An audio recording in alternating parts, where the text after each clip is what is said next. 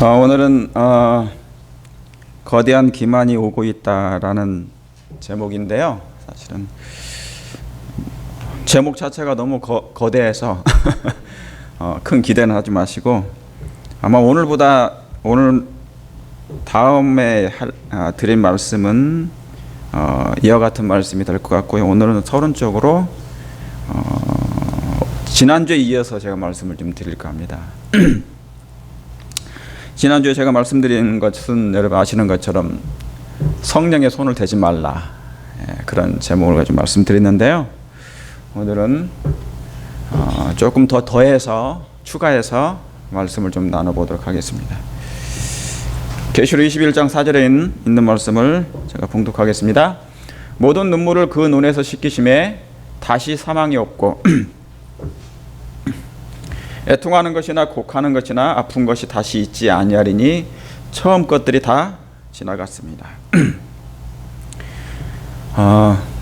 계시록 21장에 있는 이 말씀이 여러분 속히 성취되기를 원하십니까? 저도 이 날이 속히 오기를 정말 바라고 있습니다. 그리고 기도하고 있습니다. 그런 또한 생애를 준비하고 있습니다. 여러분들도 그렇게 하신 줄 믿습니다. 근데 지금 사단은 이 세상을 자기의 세상으로 만들기 위해서 신유토피아 세상을 건설하려고 하고 있습니다. 여러분이 아시는 것처럼 현실에는 결코 존재하지 않는 그런 이상적인 사회를 유토피아라고 합니다. 근데 사단은 그런 세상을 제공하겠다고 준비하고 있고, 그런 신세계를 유토피아 세계를 건설하려고 하고 있습니다. 여러분, 죄가 영원히 지속되고 슬픔과 고통이 여전히 존재하는 그런 파라다이스가 이 세상에 있을까요? 그런데 그는 이 세상에 많은 그런 정치가들, 그리고 경제학자들, 그런 사람들이 그런 세상을 건설하려고 하는 것입니다. 여러분, 이게 뭐냐면 두바이에 있는 것이고, 두바이에 있는 도시죠. 최첨단으로 지어진 세계 최고층 건물을 가지고 있는, 그리고 최첨단으로 지어졌고, 그런데 이렇게 최첨단으로 지어준 최고층을 가진다고 해서 행복이 있겠습니까? 이 건물 자체가 최첨단으로 지어진다고 해서 사람에게 마음 가운데 행복을 가져다 줄 수 있어요? 과학이 발달하고 스마트폰을 만들고 TV를 만들고, 이제는 내년부터는 5G가 나온답니다. 5G라는 건 지금 4G죠, 그죠? 3G, 4G, 이제 5G 세상이 되는 건데, 드론을 띄우는 것이죠. 이번에 평창 올림픽에서 드론을 띄우는 것처럼 이제 어디에서든지 다 초고속으로 다 사용할 수 있어요. 다운로드를 금세 받고요. 영상 하나도, 설교도, 무비도 다 순식간에 다 다운받을 수 있습니다. 아니, 그것이 이제 5G 시대가 되는 거예요. 이제 5세대 그런 시대가 되는 것입니다. 최첨단 시대입니다. 드론을 띄우고 로봇을 만든다고 해서 스마트한 세상을 만든다고 해서 세상이 행복해질까요? 이미 우리는 그런 세상에 살고 있는데도 불구하고 그런 것들이 우리에게 깊은 행복을 가져다 주지 않고 있음을 우리는 항상 보고 있습니다. 그렇게 살고 있습니다. 체험하고 있습니다. 인공지능 시대가 된다고 삶이 더 행복해지지 않아요. 오히려 그런 것들은 삶을 더 공허하게 만듭니까?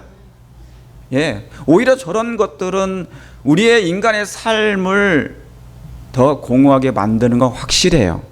오히려 저런 것들이 없이, 저런 최첨단 시대가 없이 옛날 그렇게 못 살던 시대에 같이 어울려서 한데 모여서 살았던, 그러면서 뭡니까?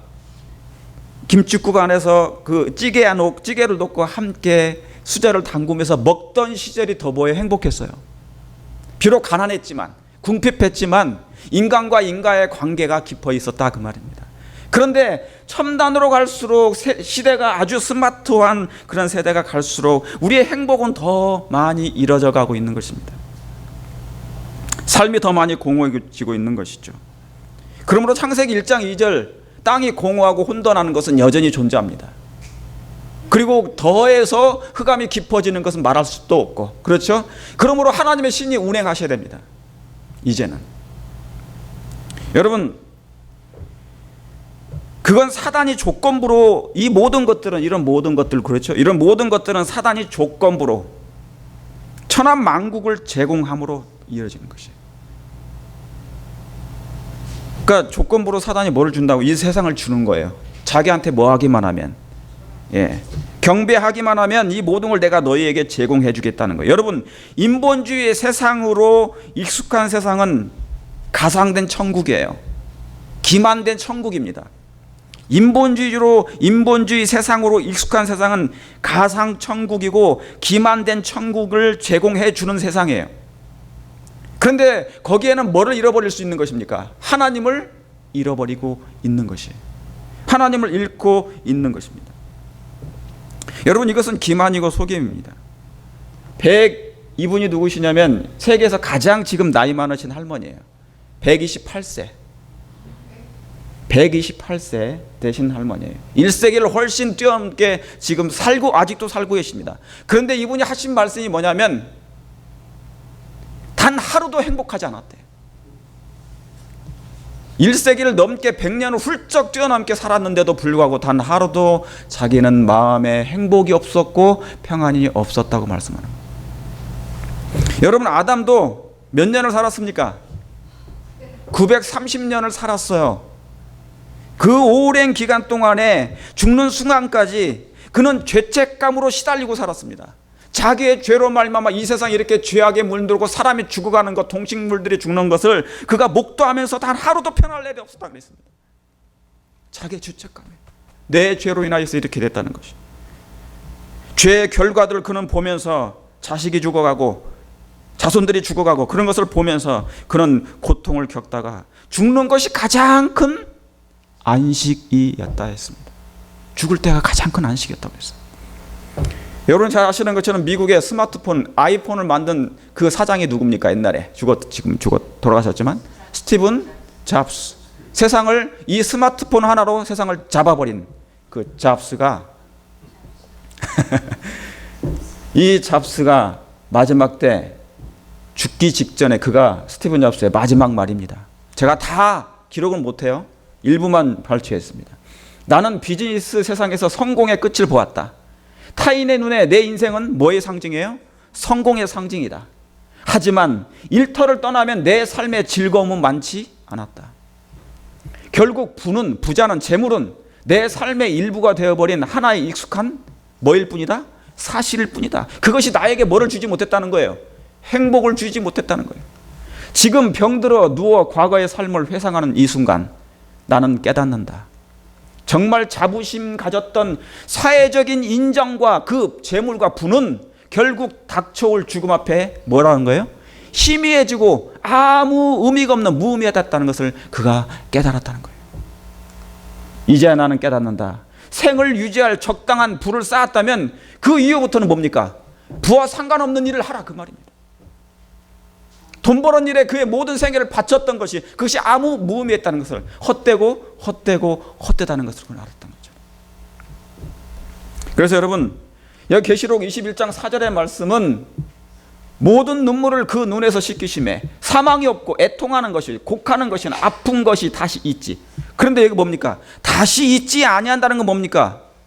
지금 그것이 있다는 것이죠.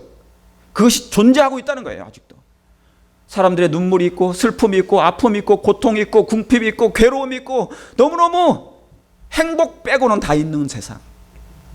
바로 이 계시록 21장 이 4절의 말씀이 오늘날 이 세상을 대변해 주는 말씀입니다. 단적으로 표현해 주는 말씀이에요. 하나님은 없대, 죄와 죄인만 있는 세상의 결과가 바로 이 말씀이에요. 하나님은 그런 세상을 뭐예요? 그냥 두고 보지 아니하시고, 그래서 예수님은 이 땅에 오신 것입니다. 우리의 눈물과 우리의 슬픔과 우리의 고통으로부터 영원히 뭐예요? 이 세상이 없는 또 다른 세상을 하나님께서 주시고자 하나님이 이 땅에 오신 것이라, 그 말입니다. 여러분 감사하십니까? 그 행복을 다시 우리에게 되찾아 주시기 위하여 이 땅에 오신 거예요. 이사야 33장에는 미래에 있을 말씀을 미리 예언해 주신 것입니다. 그 거민은 어떤 거민입니까? 구원받아 하늘에 가서 살 그 거민들은 다시는 뭐가 없다는 겁니까? 내가 병들었노라. 다시는 병이 없어요. 아픔도 없고 슬픔도 없고 병들어 죽어가는 것이 없기 때문에 병들었노라 하지 아니할 것이라 거기 거하는 백성이 사죄함을 받으려. 여러분, 하늘 본향에서는 눈물도 장례식도 없습니다. 슬픔도 없고요. 영원한 세월을 통해서 행복의 물결이 충만할 것입니다. 하나님께서 선지자를 통하여 주신 이 말씀들을 왜 구구절절 이런 말씀을 해 주셨을까요? 우리에게 뭐를 가지라는 겁니까? 소망을 가지라는 거예요. 이 땅에 마음을 두지 말고 소망을 가지라는 것입니다. 그 나라는 분명히 뭐도 없고요. 장례식이 없다. 슬픔이 없다고. 나의 사랑하는 사람들 더 이상 잃을 필요도 없다고요. 그 말씀을 구구절절히 해주신 거예요. 그리고 뭐를 가지라? 소망을 가지라는 것입니다. 이 땅에 마음을 두지 말라는 것이에요. 사단의 그 기만에 속지 말라는 거예요. 여러분, 누워서 쉬려고 할 필요가 없어요. 왜요? 사람이 왜 눕습니까? 뭐 하기 때문에 누워요? 피곤하니까. 그런데 그 나라에 가서는 뭐 할 필요가 없다? 누워서 쉴 필요가 없다는 것입니다. 여러분, 이 나라에 가기를 원하십니까? 가야 됩니다. 예수님이 이미 만들어 주셨어요. 아버지 앞으로 들어가신 이유가 새 예루살렘, 새 나라의 수도가 새 예루살렘이에요. 그 나라에 가서 영원히 하나님과 함께 살기를 하나님 원하시는 것입니다. 그래서 여러분, 영원 그 자체도, 이터널리 그 영원 그 자체도 그 사랑을 다 표현을 할 수가 없다는 것입니다. 그 사랑을 영원 자체도 다 드러내지 못한대요. 그분의 사랑이 얼마나 높고 깊고 넓으면 그러겠습니까? 여러분, 사단은 그것을 알고 이 땅에 있는 소망을 가진 사람들에게 뭐를 놓는 거예요? 덫을 놓고 있습니다. 기만하고 있습니다. 속이고 있습니다. 그런 나가 다시는 도리하지 않을 거라고 끊임없이 인간의 마음에 그것을 넣고 저런 유토피아 같은 세상을 만들려고 하는 것입니다. 요즘에 아시는 것처럼 세상이 정말 스마트화 돼가고 있는데, 여러분 오늘 요즘에 이렇게 보는 날씨만 봐도 어떻습니까? 갈수록 뜨거워집니까? 예, 기후 온난화가 이건 장난이 아니에요. 여러분이 요즘에는 스마트폰 하나면, 컴퓨터 하나면 세상의 모든 돌아가는 걸 다 볼 수 있죠. 지금 보고되지 않았을 뿐이지 저는 그걸 다 추적하고 다녀요. 제가 UPS 영적 그런 마지막 징조에 대해서 저는 추적하고 다닙니다. 인터넷으로 다 추적해요. 세상에 지금 어떻게 이루어지고 있느냐. 왜요? 그걸 봐야 됩니까? 예, 봐야 돼요. 뭐 때문에? 하나님의 말씀이 정확하게 성취되는 지점을 우리가 알려야 되는 거예요. 왜요? 너희가 이런 일이 있는 것을 뭐 하거든? 보거든 봐야 됩니다. 성경에 하나님의 예언의 말씀과 함께 세상에 일어나는 모든 일들이 성취되는지 우리는 확인해야 됩니다. 그러므로 우리는 보는 것이에요. 우리 앞에 사단이 덫을 놓고 있습니다. 지난주에 제가 성령의 손을 대지 말라는 그런 말씀과 함께 재림교회에서 나온 수많은 파들이 있습니다. 여러분 아시는 것처럼 박명호파, 전해신파, 시기파, 지성소파, 복근공식파. 복근 발음도 안 돼요.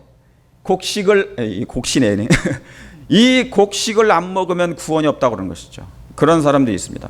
뭐 홍영선파, 예언의 신 분인파 10년 전에 폭풍이 한번 불면 싹 같이 이 겨들이 흘러나갑니다. 같이 흡수려 나갑니다.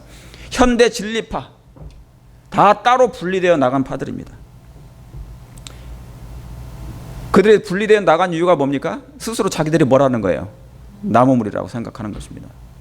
그런데 그분들이 전부 다 이런 파들이 생긴 이유가 뭐냐면 어디서 나온 거예요? 성경 때문에 생긴 거라고요? 아니면 어디 때문에? 예언의 신 때문에. 자, 예언의 신이 잘못된 겁니까? No, 아니에요. 예언의 신은 정말 하나님이 이 시대 마지막 백성들에게 주신 마지막 기별입니다. 마지막 기별이에요. 작은 빛이면서 이제 큰 빛인 하나님의 말씀으로 돌아가라고, 성경으로 돌아가라고, 솔라 스크립트로 돌아가라고 주신 말씀들인데, 예언의 신이 잘못된 것이 아니라 그것을 보는 사람의 마음이 삐뚤어져서 그런 것입니다. 그것을 잘못 보는 사람들의 성향이 잘못된 거예요. 뭐예요? 굴절이 생긴 것입니다. 마음의 굴절이 잘못된 거예요. 왜요? 인간의 본성이 뭡니까? 결함이 많잖아요. 그죠? 그 결함에 따라서 자기의 맞는 취향에 따라 그 말씀을 선택하는 거예요. 그러다 보니 마치 볶은 곡식이 먹는 것처럼 영생인 것처럼 생각하는 것입니다. 여러분, 결코 피조물에는 영생이 없습니다. 피조물을 먹는다고 영생이 있나요? 그렇지 않아요. 그렇지 않습니다. 하나님께서 거기에 영생을 부여하지 않았습니다. 영생 곧 하나님과 그의 아들을 뭐하는 자예요? 영생은 곧 아버지와 그의 보내신 자, 누구를 믿는 자라고 그랬습니까? 예수 그리스도를 믿는 거예요. 그분이 영생이십니다. 하나님이 영생이시지 결코 하나님이 만든 그 피조물 자체가 영생이 될 수 없습니다. 우상이 될 수도 없고요, 신이 될 수도 없어요. 여러분 구원의 퍼즐이 100조각이면 여기 구원의 퍼즐이 100조각이면 100조각이 다 맞아야만이 예수님이 나옵니다. 그렇습니까?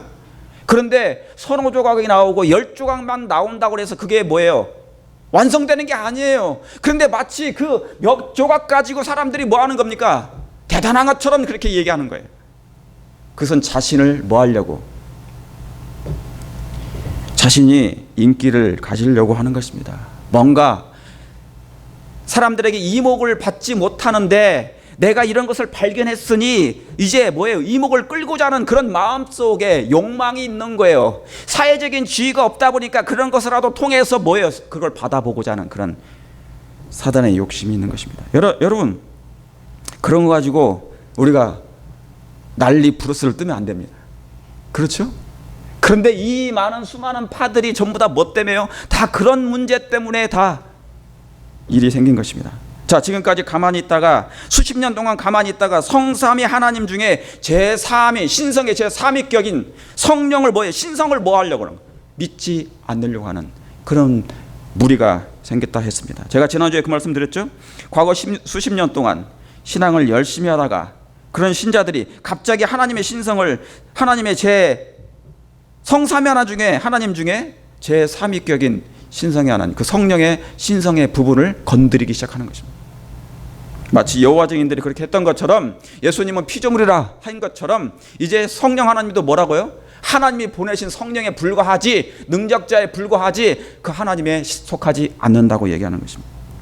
여러분, 그건 누가 던져준 것입니까? 사단이 던져준 떡밥이에요. 미끼입니다. 그건 사단의 기만입니다. 여러분, 가장 기초이면서 가장 중요한 신론, 성령론입니다. 신론, 하나님론이에요. 다시 말하면 신론. 그 성령론을 헤매이면요, 앞으로 거대한 기만을 어떻게 이겨낼 수 있겠습니까? 하나님조차도 그것을 이해하지 못하면 앞으로 다가올 그 거대한 기만을 무슨 수로 이겨낼 수 있겠습니까? 여러분, 오늘 그와 같은 말씀 우리가 한번 연구를 해보자고요. 간단하게 살펴보면서 삼위 하나님, 삼위일체, 여기 그 말씀이 나와요. 삼위일체. 이 삼위일체에서 이 3이라는 숫자 있죠, 그죠? 여러분, 제가 지난주에도 하나님의 숫자에 대해서 말씀드렸습니다. 3이라는 숫자는 누구의 숫자입니까? 하나님의 숫자예요, 그죠? 전부 다 3이 있습니까?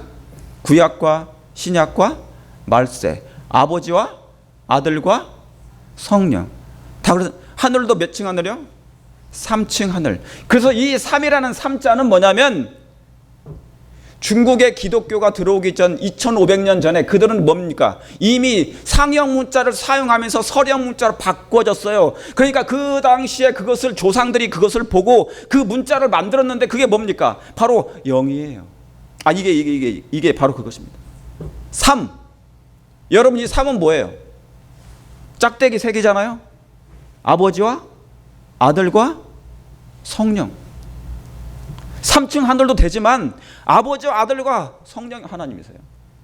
그리고 요한복음 4장 14절에 제가 지난주에 말씀드렸던 것처럼 하나님은 무엇이라?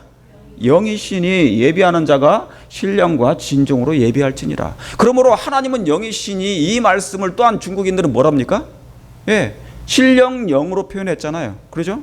그래서 태초 하나님이 천지를 창조하시니라. 땅이 혼돈하고 공허함이 흑암이 깊음 위에 있고 하나님의 신은 어디에 운행한다고요? 수면에. 이 지구를 창조할 때 이 지구는 어디 속에 있었단 말입니까? 창조 전에 수면 속에 있었어요. 그런데 하나님이 그 안에 거하셨습니까? 그 가운데 계신 거예요. 창조 전에 하나님이 그들과 함께 하신 것입니다. 그러면서 이 비유자가 있는 거예요. 물과 함께 계셨던 하나님. 그래서 비유자가 있고요. 그 밑에 입구자가 3개 있는데 이 입구는 뭐를 상징한다 했습니까? 존재, 입구.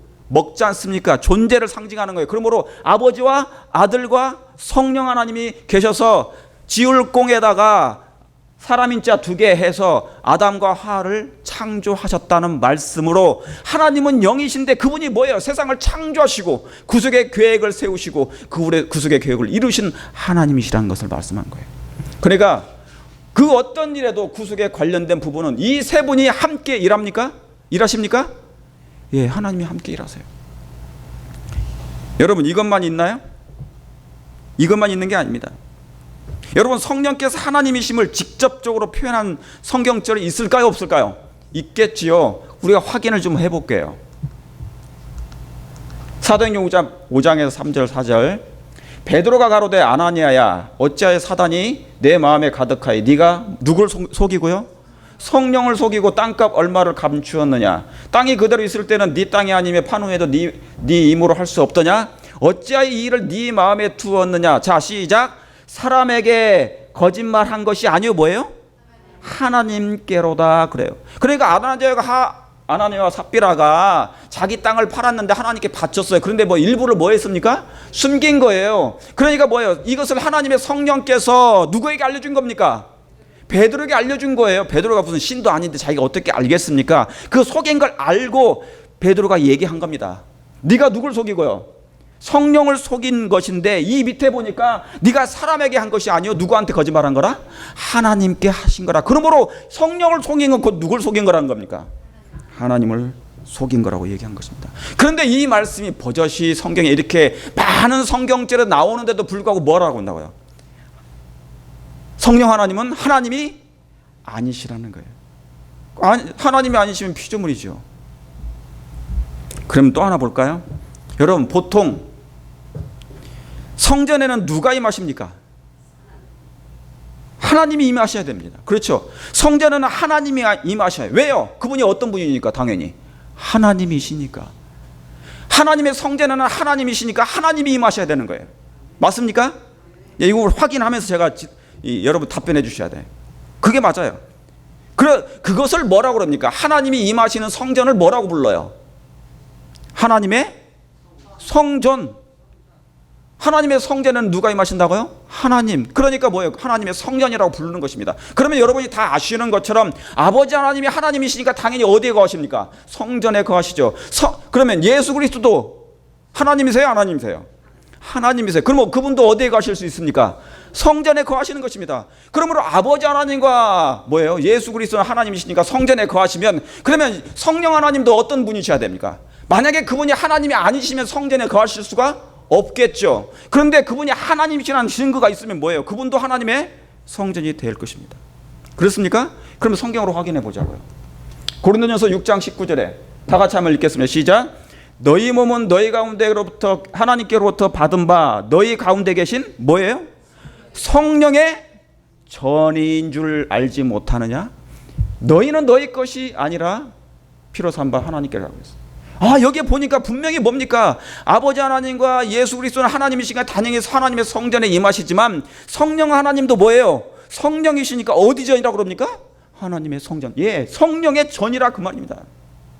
우리의 몸이 하나님의 성령께서 거하시는 하나님의 성전이라 그 말이에요. 성령의 전이라 그 말입니다. 여러분 분명합니까? 분명합니까? 예, 성경은 이렇게 분명하게 기록되어 있습니다. 여러분 이것을 보고 어떻게 다른 얘기를 할 수가 있습니까? 여러분 오늘 확실히 성경으로 더 확인해 보자고요. 그래서 더 이상 이런 일들이 나오지 않도록 자 적어도 하나님이면 이 3가지의 조건을 자격을 갖추셔야 됩니다. 하나님이시면 3가지 조건이 있어요. 뭐겠습니까? 하나님이면 창조주라면 이 3가지가 있어야 됩니다. 만약에 하나님이신데 이 3가지의 조건이 부합하지 않으면 그분은 하나님이 아니셔요.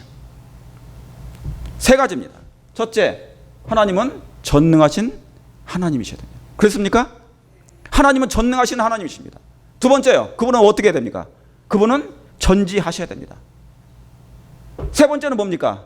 무소 부재하신 하나님이셔야 됩니다. 그러니까 적어도 하나님이면 이 세 가지 조건이 다 부합돼야 됩니다. 이게 있어야, 이게 없으면 전능하신, 능치 못할 일이 없는 분이셔야 됩니다. 그렇습니까? 예, 하나님은 못하시는 일이 없어야 돼요. 그분은 뭐든지 다 하셔야 됩니다. 그분이 원하기만 하면 다 하실 수 있어야 됩니다. 그리고 그분은 원하시기만 하면 그분은 모르시는 것이 없어야 되는 전지하신 하나님이셔야 돼요. 그런데 만약에 전능하시고 전지만 있어도 여기에 다 뭐예요? 하나님의 자격이 없을 수 있어요. 뭐까지 더 있어야 됩니까? 무소부지하신 하나님이셔야 됩니다. 만약에 지금 동시에 이 전 세계에 70억 인구에게 원하기만 하면 동시에 하나님이 다 어떻게 해요? 계셔야 된다, 그 말입니다. 그걸 믿으십니까? 그 정도나 돼야만이 뭐예요? 하나님이에요. 한국만 거하고 지금 우리한테만 거하시면 그분은 능력이 없으신 거야. 적어도 무소부지하신 하나님이 되셔야 된다, 그 말이면 동시에 원하는 곳에 어디든지 계셔야 됩니다. 요나의 물고기 속에서 있어야 되고 베드로가 꺼낸 물고기 입속에 동전이 있었던 것처럼 하나님은 물고기 속에도 계셔야 된다, 그 말입니다. 이 세 가지를 갖추지 않으면 하나님에게서 죄된다, 그 말입니다. 그러면 여러분, 전능하신 하나님이 이것만큼 성경에서 어떤 능력을 가졌는지 한번, 성령 하나님이 얼마나 놀라운 능력을 가졌는지 한번 보세요. 여러분이 다 아시는 내용이지만 우리가 복습하는 차원에서 한번 하겠습니다. 예수님께서 뭘로 잉태하셨습니까?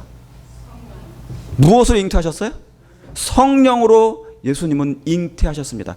예수님은 어떤 분이셨어요? 하나님의 아들이신 하나님이셨습니까? 예, 제3위의 제2격 대신 신성을 가지신 하나님이십니까? 그분이 예수 그리스도셨어요. 하늘에서 그분을 하나님의 아들이라고 표현했습니다. 그런데 이 하나님이 어떻게 해요? 이 하나님이 이 땅에 오셔서 인류를 구원하시기 위해서 인성을 취하셔야 될 때 어떻게, 누가 하셨다고요? 그것을? 신성의 하나님이 어떻게 인성을 취하는데 어떻게 해요? 능력 없으면 못합니다. 이 일은 못해요. 하나님을 어떻게 인성을 취해서 융합합니까? 결합합니까? 인성과 함께. 타락한 죄와 어떻게 섞을 수가 있어요? 이건 하나님 아니면 할 수가 없어요. 그런데 이 일을 하신 분이 누구시라고요? 마태복음 1장 8절에 예수 그리스도의 나심은 이러하니라. 그 모친 마리아가 요셉과 정혼하고 동거하기 전에 뭘로 잉태하신 것이라? 성령으로 잉태하신 거라. 자, 구속의 계획 속에 구속에 관련된 모든 부분은 다 성삼위 하나님의 능력이 함께 하십니다. 여기에 제가 말씀을 없지만 누가복음 1장에는 뭐라고 합니까? 성령이 임하시고 지극히 높으신 이의 능력이 그를, 마리아를 덮으시리니, 그 말씀이 나옵니다. 그러니까 예수님이 잉태하실 때 성령 하나님의 능력으로 잉태하실 뿐만 아니라 지극히 높으신 아버지 하나님께서도 함께 하신 것을 여러분 믿으십니까? 믿으세요. 아들 하나님은 그분이니까, 잉태하시러 오셔야 되니까. 그런데 생각해 보세요. 신성은 하나님이란 재료가 하나님이세요. 우리 인성은 재료가 뭐예요? 흙이잖아요. 그러면 하나님이 어떻게 흙과 섞이신단 말입니까? 이게 가능한 일입니까? 이건 놀라운 겸양 중에 겸양이에요. 하나님이 이렇게 낮아질 수가 없으세요. 이건 사랑 없이는 얘기가 못 되는 거예요. 이건 오묘입니다, 오묘. 그런데 하나님은 그 일을 하셨는데 이 일을 누구에게 감당토록 하셨다고요? 이 일을 누가 하셨다고요? 성육신을 이루시게 하신 분이 누구시라고요? 성령 하나님이세요. 성령 하나님. 성령으로 잉태케 하셨습니다. 여러분 아시는 것처럼 난자의 크기가, 제가 옛날에 말씀드렸죠, 난자의 크기가 200마이크로미터예요. 근데 이것을 계산해 보면 0.22mm입니다. 0.2mm. 근데 정자의 크기는 뭐냐? 4에서 5마이크로미터예요. 그랬더니 0.004mm예요. 그럼 예수님이 마리아의 난자 속에 들어가려면 이렇게 작아져야 돼요. 신성이신 하나님이, 능치 못할 리 없으신 전능하시고 전지하신 하나님이, 무소부지하신 하나님이 이렇게 작아져서 마리아의 몸속에 들어오셔야 된단 말이에요. 그게 성육신의 개념이에요. 우주를 통치하신 하나님이 이렇게 인류를 나 한 사람 구원하기 위해서 이렇게 작아진 하나님이란 말이에요. 이건 사랑 없이는 어떻게 이해할 수 있겠습니까? 여러분, 성경만큼 안전지대가 없습니까? 없어요. 자, 그러면 왜 그런 빗나간 무리들이 의심하는 부분이 무엇인지 한번 우리가 살펴보도록 할게요. 몇 가지가 있습니다. 그 사람들이 왜 성령을 신성을 제거하는지, 신성을 믿지 않는지 그 이유가 있어요. 그 대표적인 것이 바로 스가랴 6장의 13절입니다. 여러 부분이 있지만 제가 몇 가지를 추려왔어요. 스가랴 6장 13절. 그가 여호와의 전을 건축하고 영광도 없고 그 위에 앉아서 다스릴 것이요 또 제사장이 자기 위에 있으리니 이 어디예요? 몇 사이에? 몇 사이에? 두 사이에 평화의 은원이 있으리라고 하셨다고 그랬어요. 그렇죠? 여러분이 이 말씀이 어떤 말씀이냐면 배경을 잠깐 설명드릴게요. 자, 이스라엘 백성이 바벨론의 죄로 말미암아 어떻게 포로가 됐죠? 거기서 몇 년 살았습니까? 70년을 살고 다시 한번 귀환 영이 됐죠. 그래서 뭡니까? 예루살렘을 다시 뭐 해야 됩니까? 성전을 재건해야 됩니다. 재건하는데 방해를 받아요. 그래서 하나님께서 어떤 선지자를 일으키십니까? 학개와 스가랴 선지자를 일으키셔요. 그래서 이 말씀을 기록하게 하시는데 여기에 누가 나오냐면은 그 전에 있는 말씀에 두 사람이 나옵니다. 스룹바벨과 누굽니까? 여호수아 대제사장이 나옵니다. 그런데 이 스룹바벨은 싹을 상징하는 싹이라고 하는 사람인데 뜻이 누굴 상징하는 겁니까? 예수님을 상징해요. 대제사장인 이 여호수아도 예수님을 표상하는 것입니다. 자, 그런데 희한한 게 뭐냐면 그 사람들이 주장하는 게 뭐예요? 여기 봐라, 여기 두 사이에 평화의 은원이 있었다. 그러면 두 사람이면 누구라고 얘기하는 것입니까? 생각하는 거예요. 하나님 아버지와 아들 하나님밖에 없다 이겁니다. 아, 여기 봐라, 창조를 하루고 구속의 경륜을 이루는데 누구만 하셨다? 누구만 참여하셨다? 하나님과 하나님이신 아버지 하나님과 예수 그리스도 그 아들밖에 참여하지 않고 성령 하나님은 하나님이 아니시니까 여기에 참여하지 않았다고 얘기하는 것입니다. 이걸 가지고 주장하는 거예요. 여러분, 성경에 나와요, 안 나와요? 여기 그 아버지와 아들이라는 게 나와요, 안 나와요? 장로교인들은 이것을 보면 이 말씀이 아버지와 아들이라고 나옵니까? 이해합니까? 전혀 이해하지 못해요. 제7일 안식일 예수 죄인교인들만 압니다. 뭐 때문에 알게 됐습니까? 바로 이 말씀이에요. 예언의 신 때문에 그런 것입니다. 구원의 계획이 세워질 때 심지어 누구까지도, 천사들까지도 참여하지 못했어요. 왜요? 천사들은 하나님입니까? 아니면 피조물입니까? 피조물이니까 그는 당연히 거기에 참여할 수 없는 것이죠. 아버지와 아들 사이의 의논에 참여하도록 허락되지 않았다. 누가? 천사들은. 그러니까 이 구속의 계획이 두 사이의 평화의 의논 속에 다, 아시겠죠? 자, 인류를 창조해놓고 사단이 타락했단 말입니다. 그런데 만약에 아담이 범죄하게 되면 이 인류를 구원하기 위해서 누가 오신다는 거예요? 예수님이 오실 것을, 구원자가 오실 것을 이미 대비책을 세워놓은 것이 구속의 계획인데 그 의논, 하나님들의 회의 속에 누구만 참석했다는 거예요? 두 사이의 평화의 의논이 아버지와 아들 예수님만 참석했고 성령 하나님은 하나님이 아니시니까 참석하지 않으셨다는 것입니다. 여러분, 천사는 피조물이니까 당연히 참석을 못하죠. 근데 여기 성령님이 나와요, 안 나와요? 안 나오죠. 그런데 성령님이 안 나왔다고 해서 굳이 성령이 기록할 때 아버지 하나님과 아들 하나님과 성령님, 여기에 기록됐지만 성령 하나님이 기록될 필요도 없을 수도 있어요. 왜요? 굳이 기록할 이유가 뭐가 있어요? 왜요? 이유가 뭡니까? 이유가 있어요. 담당하신 부분이 다릅니다. 구속의 계획을 담당하신 부분이, 역할이 분명히 뭐예요? 달라요. 그런데 참여하셨을까요? 안 하셨을까요? 여기에 기록을 안 했을 뿐이에요. 그건 저자의 마음입니다. 아버지 하나님과 아들 사이에 여기 천사는 참여 못하지만 성령 하나님이 참여 안 하신다는 그것을 굳이 기록을 안 했을 뿐이다, 그 말입니다. 여러분 이해가십니까? 예, 바로 그 말씀이에요. 다시 말하면 성령께서 죄된 게 아니에요. 언급되지 않았을 뿐이라 그 말입니다. 왜요? 구속사를 담당하신 그 역할이 다르기 때문에. 여러분, 이것을 구분을 못하는 건데, 그러면 그런 빗나간 사람들이 이 말씀 보고, 자, 여기 아버지와 아들밖에 그 구속의 계획을 참여하지 않았다, 그래서 성령 하나님이 아니시다, 그러면 모든 예언의 신에 있는 말씀이 이 말씀에 다 이렇게 일관성 있게 기록이 돼야 되는데, 만약에 성령 하나님이 신성이라고 다른 데 기록되어 있으면 뭡니까? 이분들은 자기가 보고 싶은 부분만 본 거예요. 자기들이 이 말씀을 꿰어 맞추기 위하여 자기의 주장이 옳음을 옹호하기 위하여 이런 말씀만 뭐예요? 빼내서 사람들에게 미혹한 거라 그 말입니다. 여러분 이해가십니까? 자, 그러면 다른 말씀이 분명히 있는지 없는지 확인해 보도록 하겠습니다. 자, 안실학교 권면에 그분은 신성의 제3위 되시는 뭐라고 그랬습니까?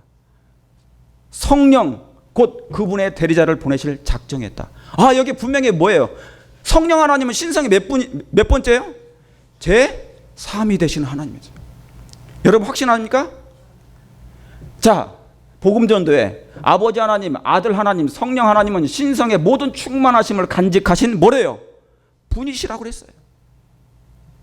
인간의 눈에 보이지 아니하시는 살아계신 세 분이 하늘에 뭐 하신다? 계신다. 이분이 바로 하나님이세요. 성령 하나님 포함되어 있지 않습니까? 그런데 그들은 보고 싶은 부분만 보고 이런 부분을 보기를 원치 않는 거예요. 왜요? 굳이 한번 나선 길, 자존심 때문에 돌아설 마음이 없는 것이에요. 우리는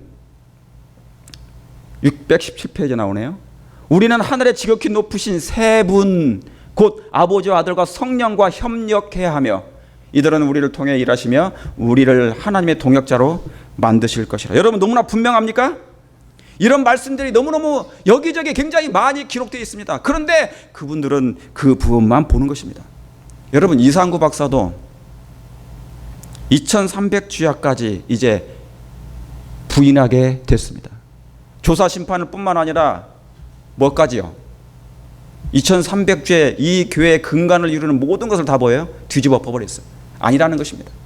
여러분 조사 심판이 없으면 아무나 데려가면 안 돼요.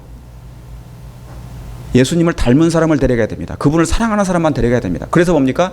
누가 그 나라에 합당한지 누구를 구원할지 하나님이 뭐예요? 조사할 필요가 있어요 없어요? 데려가기 전에. 왜요? 누구나가 전부 다 누구라고 뭐라고 하니까 주여 주여 하는 자마다 다 천국에 데려가신대요? 아니면 하나님의 뜻대로 하는 자라 데려가니까. 그러니까 그것은 분명히 필이 뭡니까? 재림 전에 분명히 그 심판이 필요한데 그 심판은 뭡니까? 그것을 골라내는 역할인 것입니다. 갈라내는. 하늘에 적합한 품성을 가진 사람들을 뭐예요? 예수의 그리스도의 보혈의 피로 말미암아 형상이 하나님의 품성을 닮은 사람들을 데려가는 것이에요. 그게 조사 심판인 것입니다. 선고하기 전에 여러분 이것만큼 확실하게 성령 하나님께서 예수님께서 이 땅에 성령으로 잉태되신 것만큼 놀라운 전능하신 하나님, 전지하신 하나님, 무소부지하신 하나님이 어디 있단 말입니까? 놀라운 역사 중의 역사인 것입니다. 신묘막측하게 그 일을 하셨단 말이죠. 여러분 구약의 모든 시대, 각 시대마다 선지자들에게 기별을 주신 분이 누구십니까? 그리스도시지만 누구요? 성령께서 역사하신 것입니다. 성령께서 그 선지자들에게 다 알리시고 기록하신 분도 누구십니까? 성경을 기록하신 분이 누구세요? 하나님의 감동하심을 입은 사람들이 누구한테 받았어요? 예, 성령께 받아. 그러므로 선지자의 모든 기별은 전부 다 누가요? 성령의 감동하심으로 받아서 성령께서 그 성령 하나님께서 역사하신 것입니다. 여기 보세요. 창세기 3장 15절 구속의 경륜, 여인의 후손. 창세기 13장 14절 아브라함이 여호와 하나님이 아브라함을 데리고 어디로 갔습니까? 동서남북을 데리고 가서 동서남북을 보여주면서 뭐를 보여줬어요?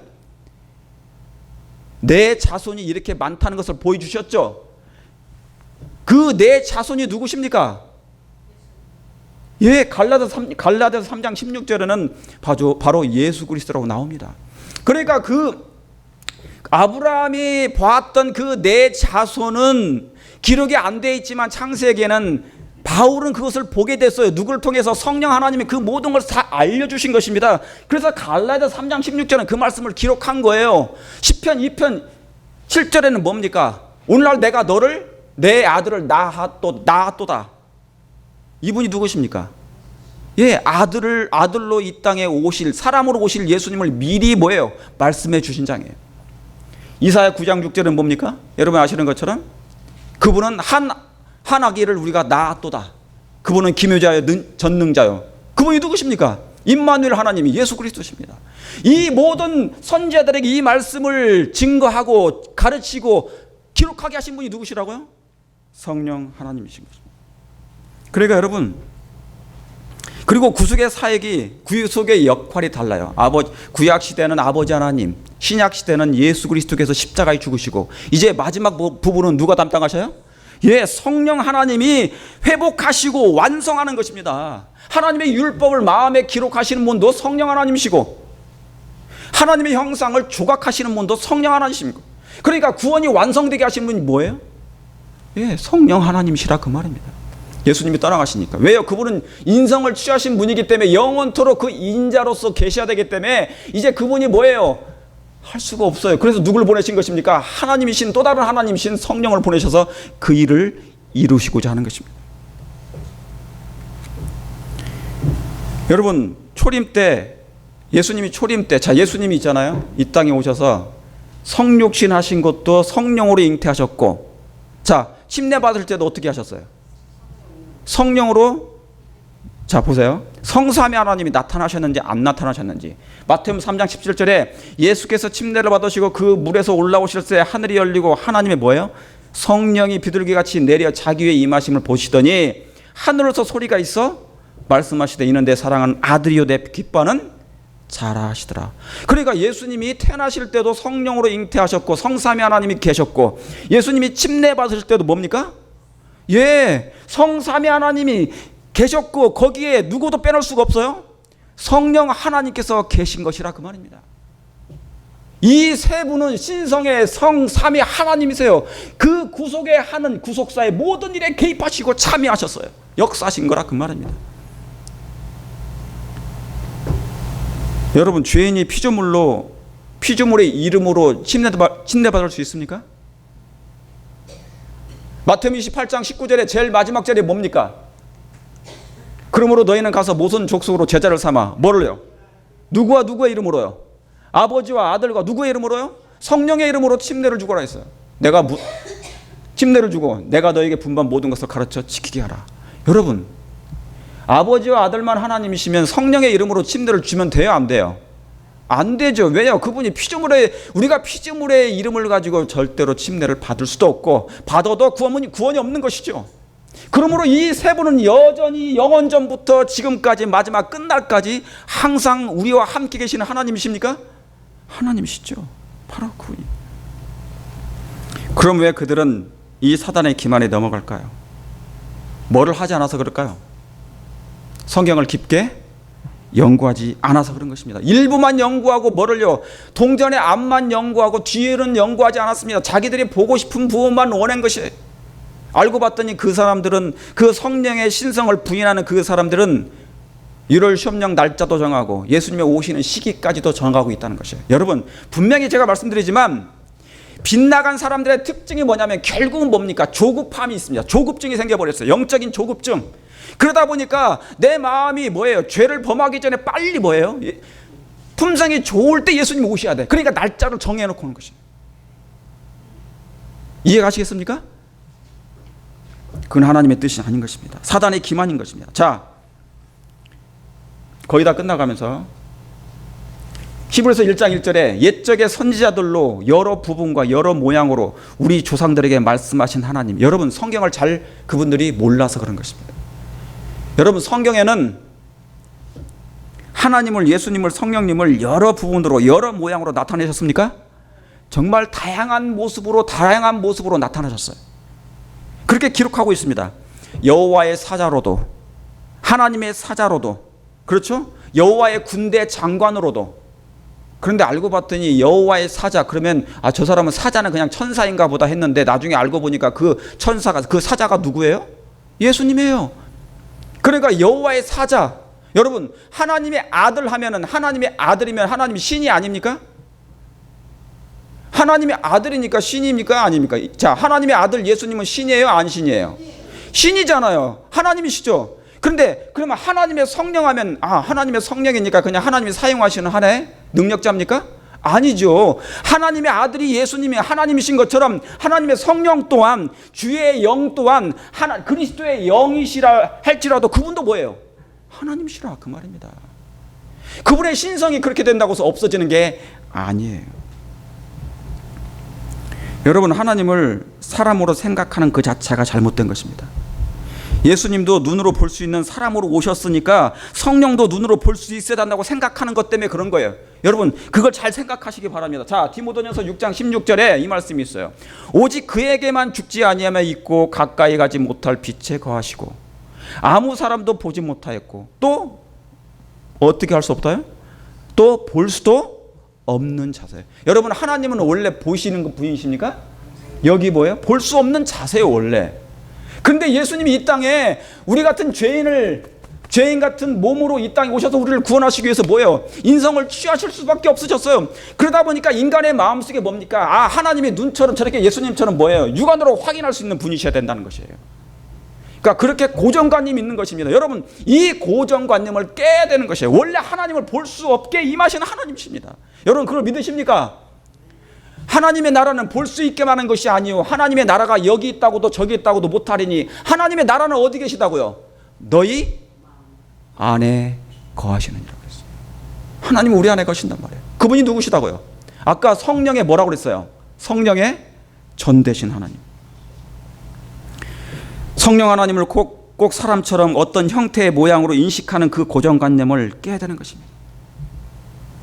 그래서 이게 더 맞아요, 원래서. 그래서 이게 더 맞아요. 성령 하나님이 바람이 임으로 불매 임으로 나무가 흔들리지만 어디로 가면 어디로 가는 것을 알지 못하는 것처럼 성령으로 난 사람은 이와 같으니라. 자, 성령으로 난 사람은 있는데 하나님께로 난 자는 없어요. 똑같잖아요, 그죠? 같은 하나님이니까 그 말씀을 용어로 사용한 거라 그 말입니다.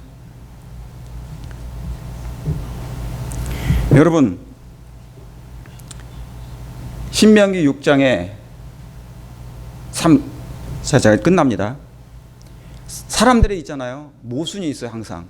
자, 어떤 말씀을 가지고 주장하려면 성경 전체의 내막을 가지고 말씀을 하셔야 되는데, 자, 신명기 6장 4절에 이 말씀이 있습니다. 이스라엘아 들으라. 우리 하나님의 여호와는 뭐예요? 몇 명이에요?